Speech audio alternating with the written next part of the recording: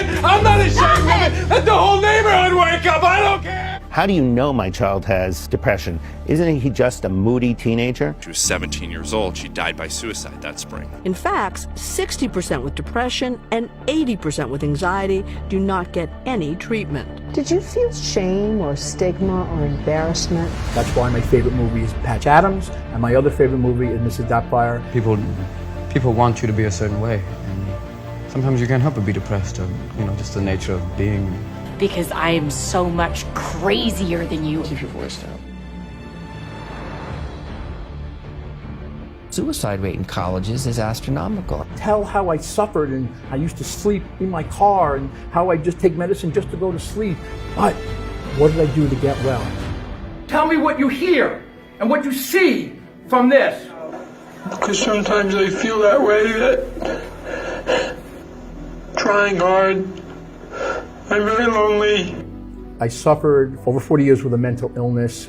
25 of those years basically was just suffering in silence, taking medicine, doing the psychiatry, doing the talker, whoever my therapist was. The point is, I had so many times that I was doing well, unbelievably well, and then all of a sudden, ticking time bomb would go off. Right. So I worked on things in my own hospitalization in White Plains to basically use at least humor and wellness tools to get myself to stay mentally well. And the reason I'm in the mental health field, and it's for one reason only, is because of Robin Williams. Yeah! We've come to this planet looking for intelligent life. Oops, we made a mistake. I believe that I can use my passion to help others that are suffering in silence, or not suffering at all. So when I do my workshop presentations for young and old, it doesn't matter. I want to relate to them. I want to show them that they can get better. And you will get better, and you can stay better. I'm the proof of that. Yes, people are still struggling in middle schools and elementary, but the bulk of it is really the youth.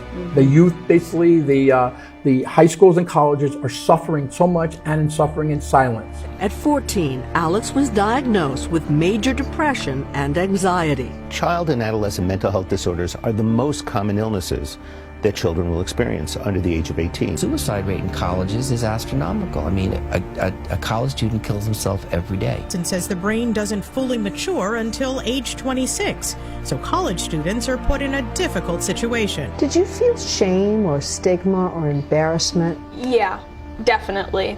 That's a big reason why I didn't tell anyone sooner. My partner doesn't believe in therapy. And I don't see any evidence of mental illness at all. When my counselor said, hey, you should share your story about being depressed and suicidal, this thought grew in my mind of why am I so scared to share this story? Why am I so scared to talk about it? And the only thing I could think of was that maybe in some way I was embarrassed. I felt this sense of shame, and people talk about the stigma of mental health all the time. I'm just asking the schools and other places to let me be a resource.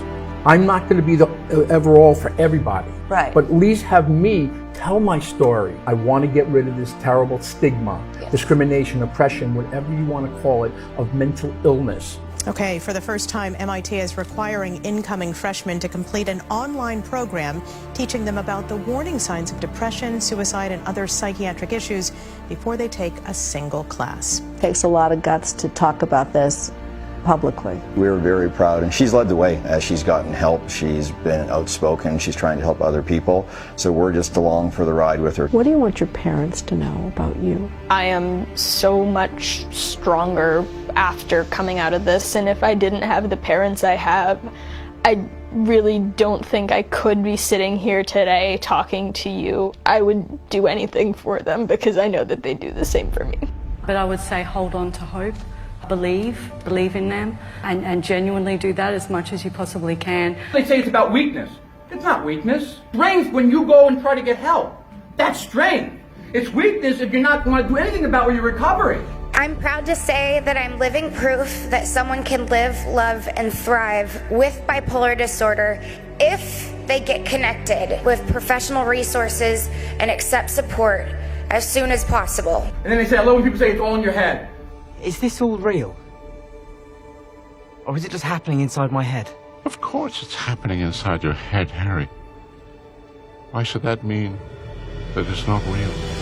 And that's what mental illness does, right? Our brain takes on this life of its own that's beyond who we are. You know, that's what a disease does in our body. It takes away some of the stigma too. I mean, look, this brain is just different from that brain. Once you find an objective diagnostic test, the crushing stigma will start to fade away. Alex has been in therapy and on medication for 2 years. She's doing great. You know, got on a prescription when I was really young to help with my anxiety and depression, and I still take it today, and I have no shame in that. My mom had said to me, if you start to feel this way, talk to your doctor, talk to a psychologist, see how you want to help yourself. They say you can never get better. You can get better. You will get better. And you will stay better. I've done it. Other people have as well. This is what it's all about. I don't care how old you are or how young you are.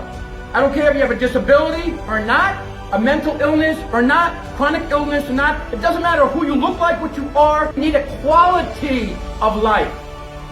And we need to get rid of stigma.